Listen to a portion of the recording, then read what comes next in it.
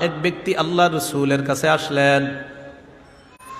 আসার পর বললেন, ইয়া রাসূলুল্লাহ, মান আহাক্কুন নাসি বিহুসনি সাহাবাতি। হুজুর, মানুষের মধ্যে আমার কাছে সবচাইতে ভালো আচরণ পাওয়ার হকদার কে? দুনিয়ার যত মানুষ আছে এই মানুষের মধ্যে আমার কাছে সবচাইতে উত্তম আচরণ পাবার যোগ্য কে? নবীজি জবাব দিলেন, উম্মুকা, তোমার মা। সাহাবী প্রশ্ন করলেন, সুম্মা আইয়ুন, হুজুরের পর কে? নবীজি জবাব দিলেন, উম্মুকা, তোমার মা।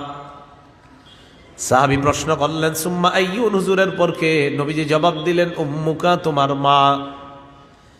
সাহাবী প্রশ্ন করলেন, সুম্মা আইয়ুনের পর কে? নবীজি বললেন, সুম্মা আবুকা, এরপর তোমার বাবা। মায়ের কথা তিনবার বললেন, বাবার কথা একবার বললেন।